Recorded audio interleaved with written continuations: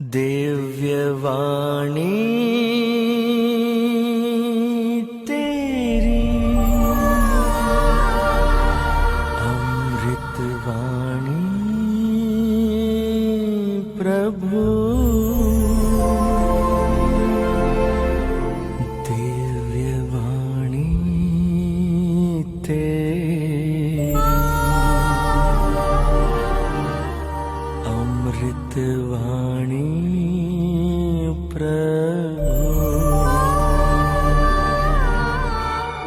अरे भाई और बहनों, मैं जैसा बता रहा था आपको कि मैं सिंधी परिवार से हूँ।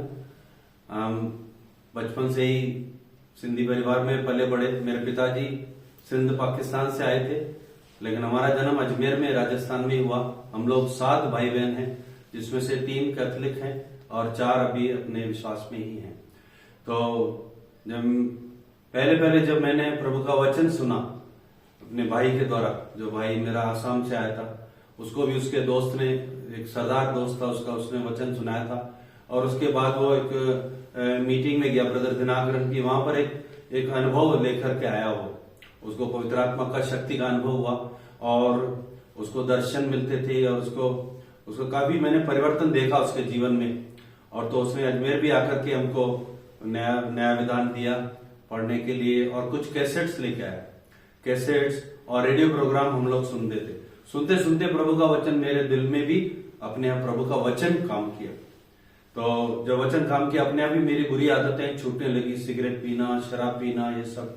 फिर एक दिन क्या हुआ, मेरे एक कजिन था, उसके साथ मेरा भाई जा रहा था चर्च में कई शाम को। मैंने कहा कहाँ जा रहे? बोले हम एक चर्च में जा रहे हैं। वो भी एक पास्टर अचानक इसको ऐसे मिल गया था नाई की दुकान पे, उसको लेके गया। तो वहां पर जा रहे तो मेरे मन में आया कि मैं भी चलूं ऐसे करके। बोला चलो। हम तीनों गए। पहली बार उस पास्टर के द्वारा यीशु के बारे में हमने सुना। आज तक मेरे को नहीं पता था कि यीशु कौन है। व्यक्तिगत रूप से मैं नहीं जानता था। इतना पता था कि ये कोई विदेशी प्रचारक है, विदेशी धर्म को मानने वाला चीज है, इतना ही सब मालूम था। तो जब पास्टर ने पहली बार बताया, कम से कम आधा घंटा उन्होंने प्रचार किया हमको और बताया कि यीशु हमारे पापों के लिए आया, हमारे मुक्ति के लिए आया वगैरह, कई चीजें उन्होंने बताई।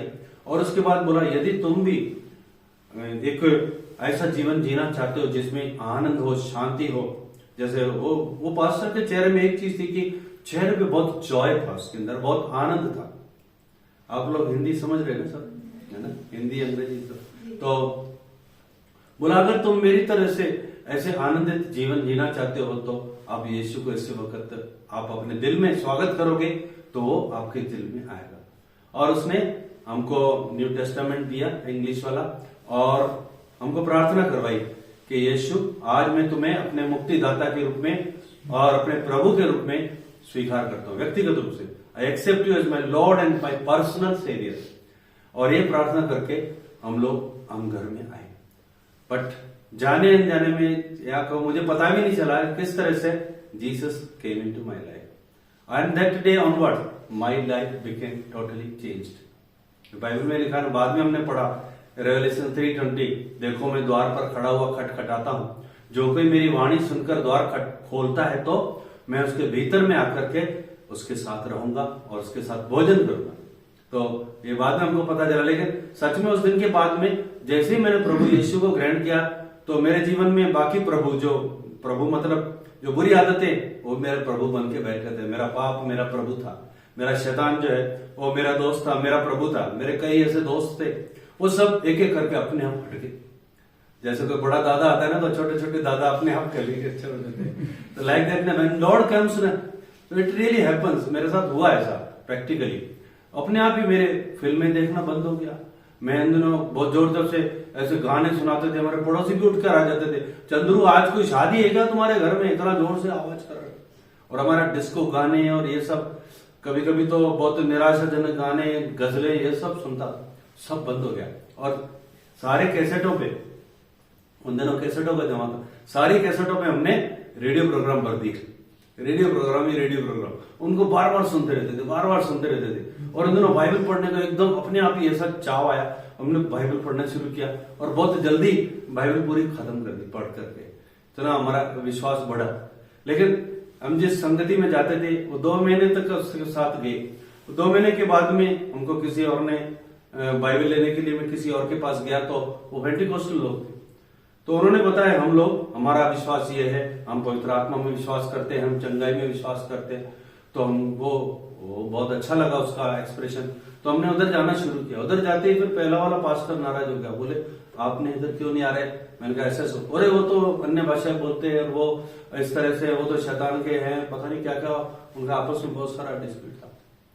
एनीवे हमने उधर 2 साल तक कंटिन्यू किया, लेकिन 2 साल में भी कई चीजें ऐसी जो गलत चीजें मेरे को लगी। एक तो वो डरा धमका के उनको सिखाते थे, जैसे शादी भी आपको क्रिश्चियन लड़की से ही करना है।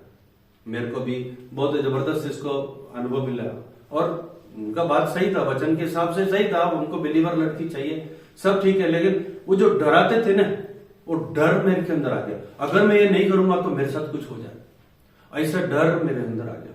फिर एक दिन ऐसा आया मेरे मन में, मेरे को उधर नहीं जाना, क्योंकि एक वचन मेरे को मिला तीमुथियुस में कहीं लिखा हुआ है, वहां पर लिखा है यदि कोई व्यक्ति अपने घराने की, अपने परिवारजनों की विशेष रूप से उनकी देखरेख नहीं करता, तो वो अविश्वासी से भी ज्यादा बुरा होगा और विश्वास से मुकर गया।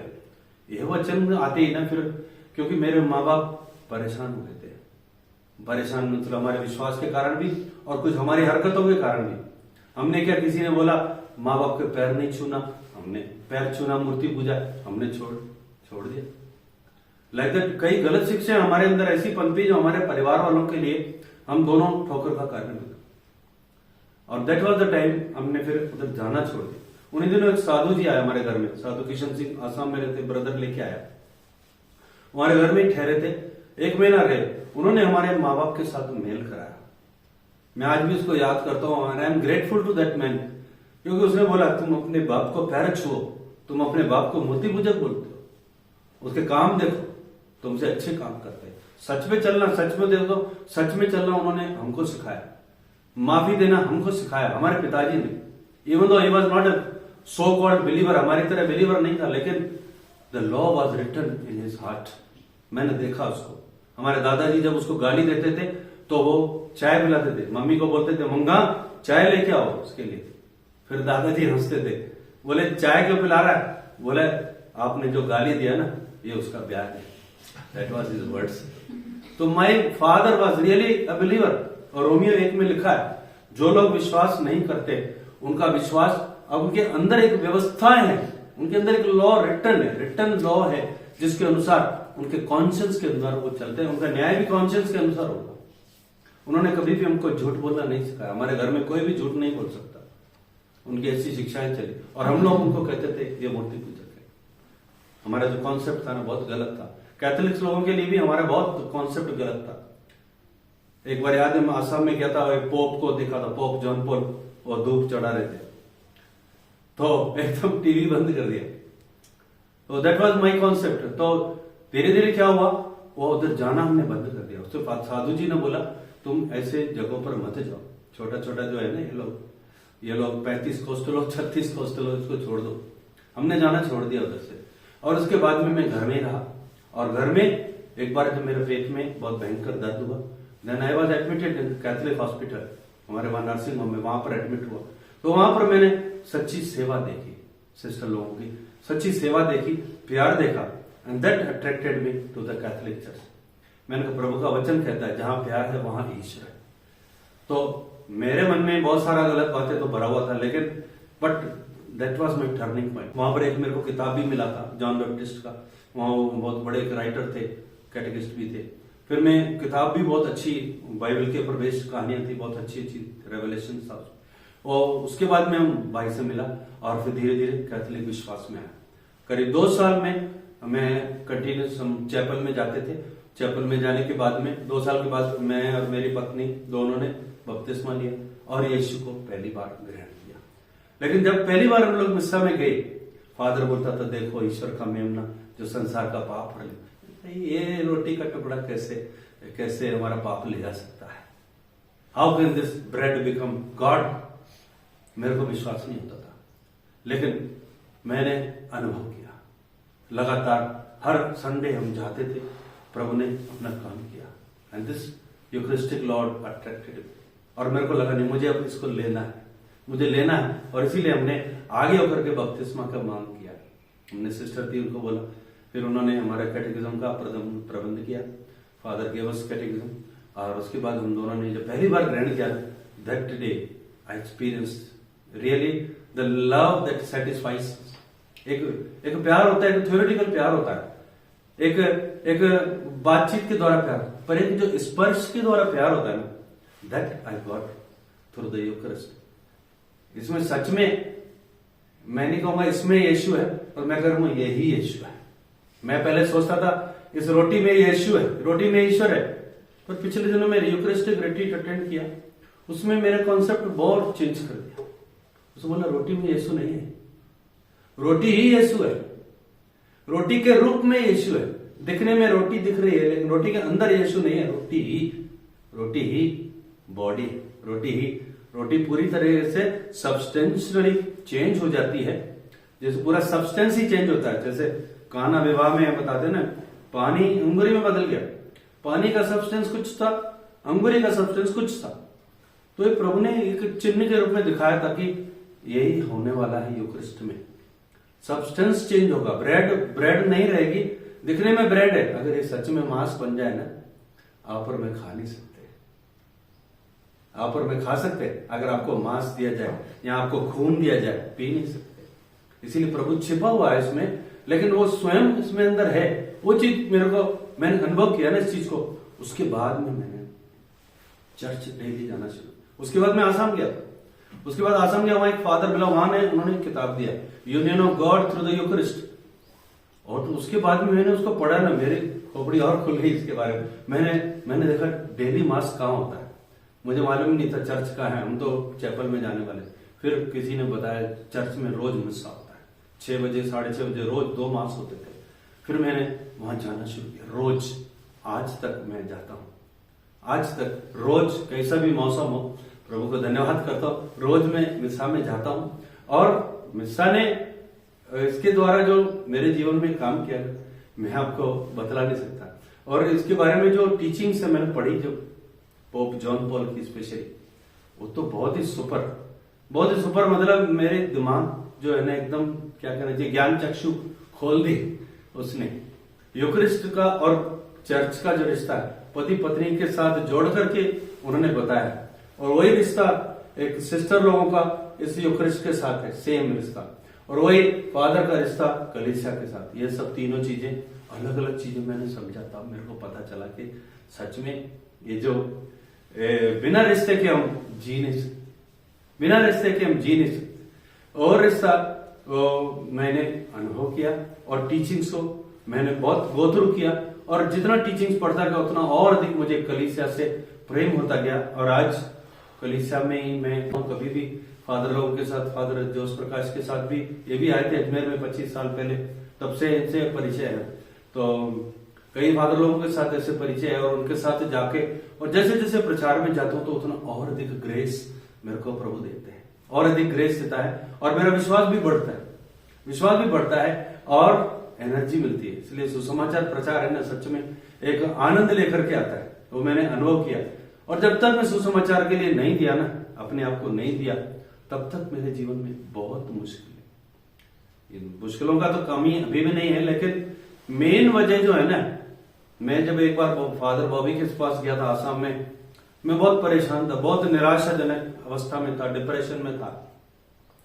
फादर ने बोला आज नई चीज आपको प्रचार करना है। उन दिनों मार्केटा सेंटर शुरू ही हुआ था, पहला या दूसरा नाट्यजल था, मेरे को ऐसा ध्यान है। तो फादर ने बोला आज आपको अपना टेस्टिमनी देना। मैंने कहा फादर मेरे से नहीं होगा, आई वॉज वेरी अपसेट, नाया भी नहीं था, उस तरह से हालत थी। फादर ने पता क्या बोला, woe to you if you don't preach, तुम्हारे पर श्राप होगा अगर तुम नहीं प्रचार करेगा। बाइबल में तो लिखा है वो टू मी, सेंट पॉल लिखता है वो टू मी, फादर ने बोला वो टू यू, ऐसे करके बोला। मेरे को बहुत टच किया। उसके बाद में मैं गया वहां पर, हमारे रिश्तेदार वहां नहा धो करके आकर के रात को तैयार होकर बैठा, 5 घंटे ऐसे मैं अल्टर पे खड़ा होकर के टेस्टिमनी दिया, जब तक फादर उठ करके नहीं आया। मेरे को टाइम का पता नहीं चला। उस दिन मेरे को ऐसा लगा कि जैसे प्रभु ने मुझे अपने अधिकार में ले लिया। मैं नहीं बोल रहा हूं, प्रभु मेरे द्वारा बोल रहे हैं। उसके बाद से फिर मैंने कभी प्रचार के लिए मना नहीं, लेकिन ये हाँ करने के लिए प्रभु ने मेरे को कितना कष्ट से होकर के निकलना पड़ा, मुझे मालूम। कई सारे ऑपरेशन हुए, कई सारी हड्डी पसलियां मेरी टूटी, कई पैरों की, हाथ की, टेल बोन भी टूटी मेरी, बहुत सारी हड्डियां टूटी। और उसके बाद मेरे को थोड़ा थोड़ा अकल ठिकाने आने लगा। आइज़ाया 48:18 का शब्द मुझे याद है, बार बार मेरे को वचन आता था, यदि तुमने ईश्वर की आज्ञाओं का पालन किया होता तो तुम्हारी सुख शांति नदी की तरह उमड़ती और तुम्हारी धार्मिकता समुद्र की लहरों की तरफ चलती। मेरे को बाय हार्ट हो गया ये वचन, क्योंकि बार बार ये वचन मेरे को आता था, और इस वचन ने मेरे को इतना सताया बोल करके मेरे को करना ही पड़ेगा। जो प्रभु तू बोलेगा वो करूंगा, जो प्रभु तू बोलेगा वही करूंगा। हम जब शुरू में कैथोलिक चर्च में आए थे तो सिस्टर कैंडिडा ने हमको एक गीत दिया, उसकी 2 लाइन में आपको पढ़ के लास्ट बताऊंगा। उसमें था, to be captivated and fully possessed by Christ is my heart, soul, desire and longing, and so I keep praying, lord let me fall in love with you. और ये मेरे को बहुत अच्छी लगती थी।